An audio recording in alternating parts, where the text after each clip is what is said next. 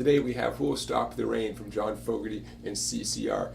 Easy chords, easy strumming, some simple riffs. It starts off like this.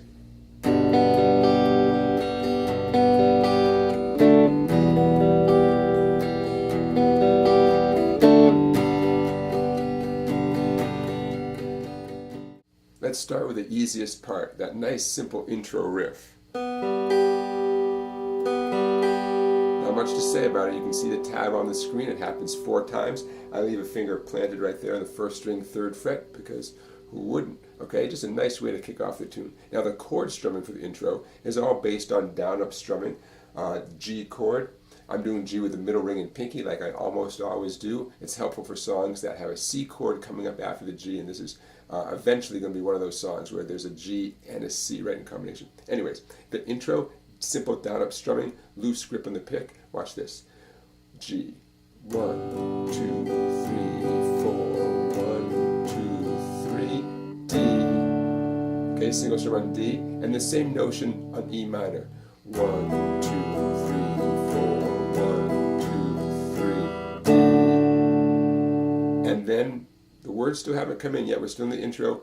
G chord for 8 down-ups. 1, 2, 3, 4. 1, 2, 3, 4. Easy, right? Loose grip on your pick, very loose. Loose arm, loose wrist, everything nice and relaxed, okay? Middle ring and pinky for the G, and here's why. The verse comes in, the strumming changes just a tiny bit. Watch this.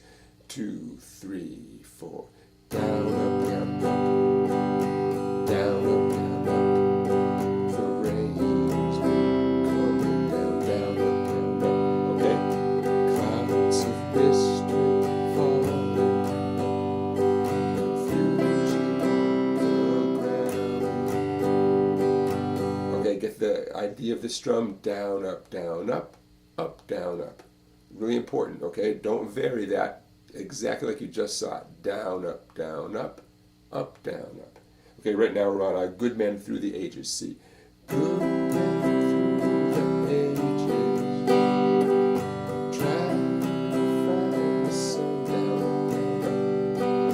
and I wonder, still I wonder. Okay, here comes the E minor right on the chorus of the tune. You could say the name of the tune.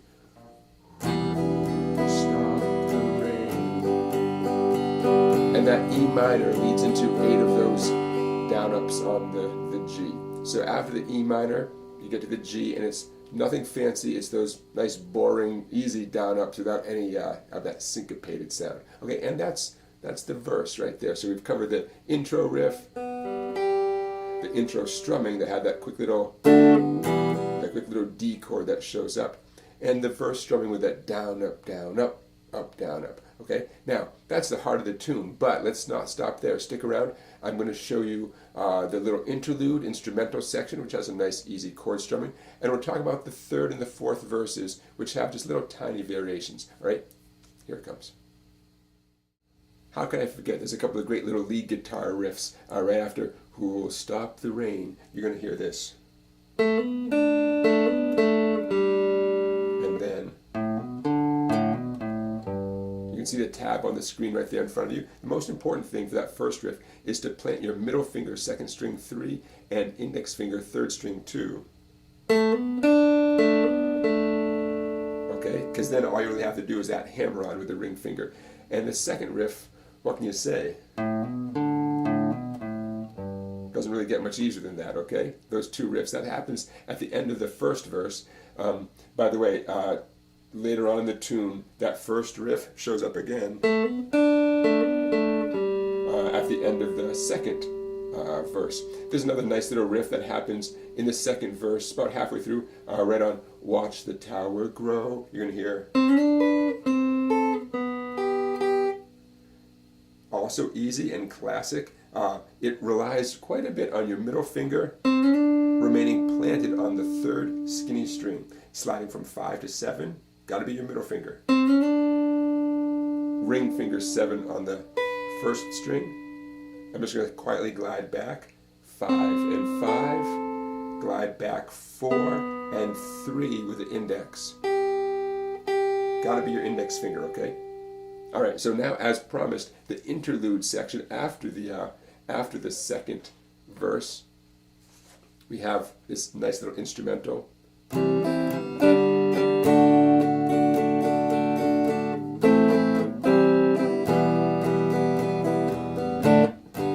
let's talk about it.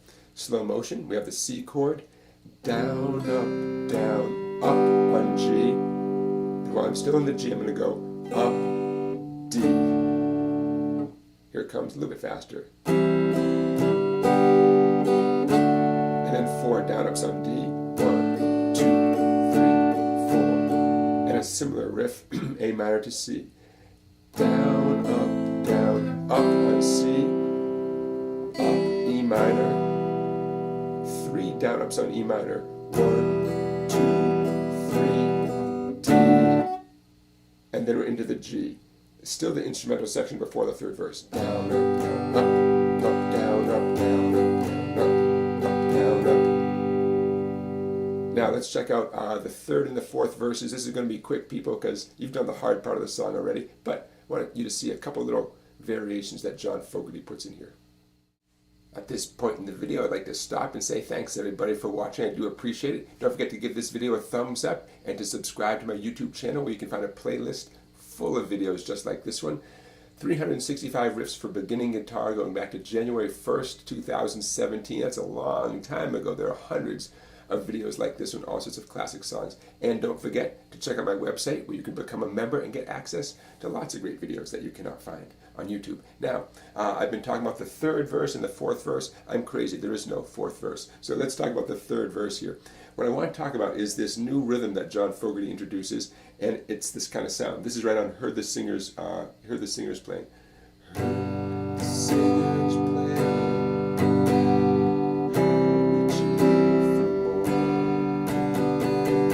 Okay, just a little variation before he goes back into the, the regular kind of strumming, which is the down, together, So a little variation there. If you listen closely, though, as the third verse begins, you'll hear another guitar in the background, still on the G chord, but it's a fast, quick 16th note kind of rhythm. If you're not sure what 16th notes are, here's what they are. 2, 3, 4.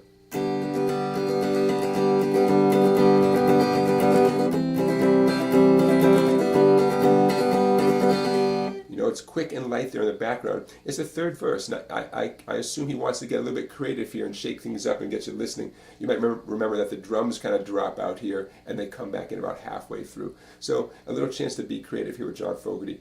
I would suggest emphasizing the first way I just showed you, the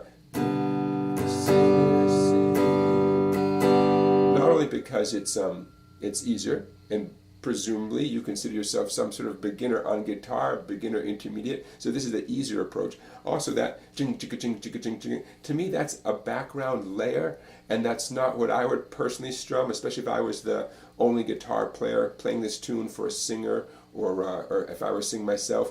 I would choose that rhythm guitar part to perform, rather than the jing chicka jing chicka chicka chicka, that light, quick down up 16th note kind of strumming. So that's my preference. Okay, at that point, about halfway through, how we cheered for more, the crowd rushed together. We're back to the down up, down up, up down up, which leads me to one little twist.